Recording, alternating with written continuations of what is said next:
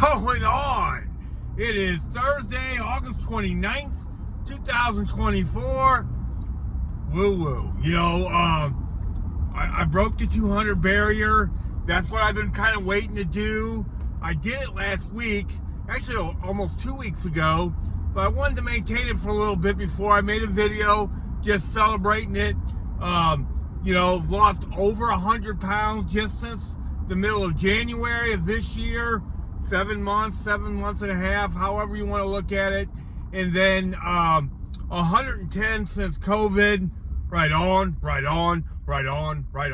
Obviously, Mounjaro works. That we got down. How does it work? How did it work for me? That's a better thing to ask.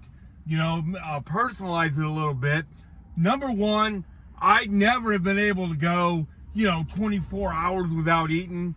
And now I can. On Mounjaro, I do it all the time, especially on the weekends. I try not to eat after 2 o'clock. Sometimes I'll get into 3, 4, something like that. But never, I shouldn't say never. My cravings have been up a little bit at night, but not bad. When I eat at night now, it's pickle slices or bell peppers or something like that. It's not ice cream, it's not crackers, it's not junk food. And that's the main thing, is I don't eat bad stuff. I don't eat bad stuff anymore. I haven't in a long time. Why did I even get on Mounjaro? Why does my insurance cover it, all that? I was really sick. In the beginning of January, I had severe diabetes. My AC1 score was 10.5. I had neuropathy. My blood pressure was 160 over something. I don't remember exactly what it was. It was outrageous. I also had angina. What's angina? Well, I would walk outside, just take a couple steps. I'd get a real bad tightness in my right arm. Pain would shoot across my chest. It wasn't deadening, but what it was, I would have to catch my breath. I ended up going on a cruise at the end of September last year, and just my family had to go ahead, and I would say, I'll catch up with you. The second I got back, I scheduled a doctor's appointment, and it took them 2 months to get me in. I got in, believe it or not, on December 26th, and found out that I was really sick. What really motivated me to go ahead, I tried to get my insurance company to pay for Ozempic. They denied it.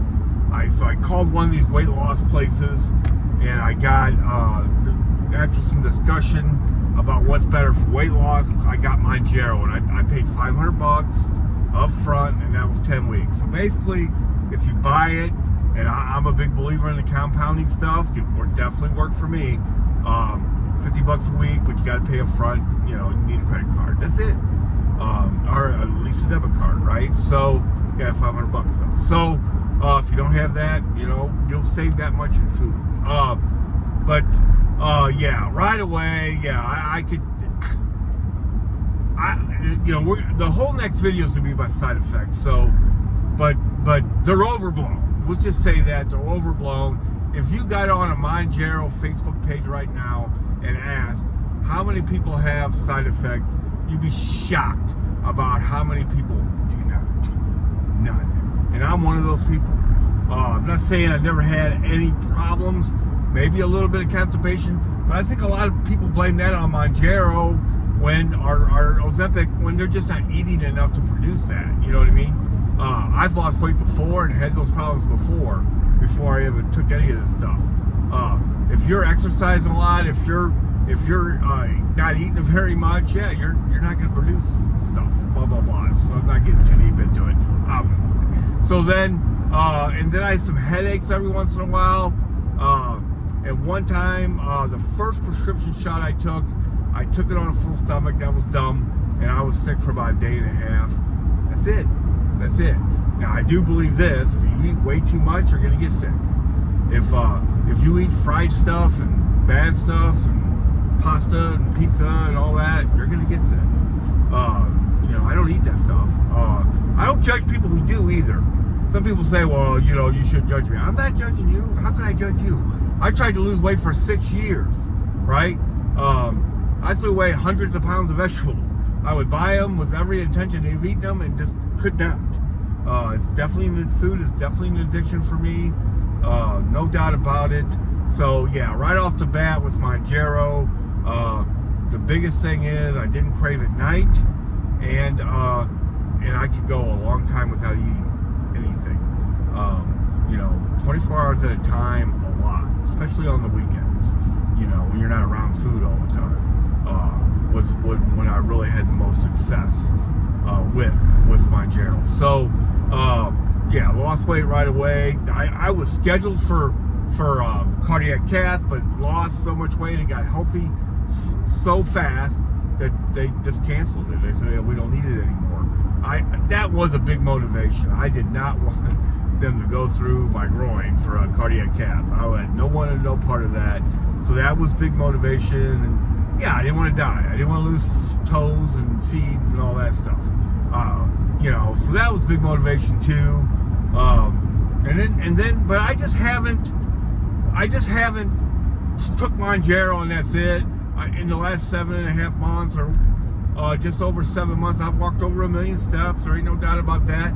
Couldn't really do it at first. Just did what I could at first, and now like yesterday, I walked 15,000 steps.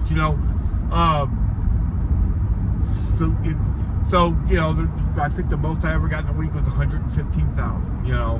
Last week I think it was 77,000. That was after I got down, so I was happy with that.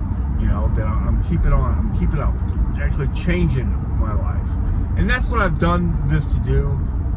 I think it was so important that I've really grasped this time where I've lost weight before that I didn't grasp before, is that I'm just done.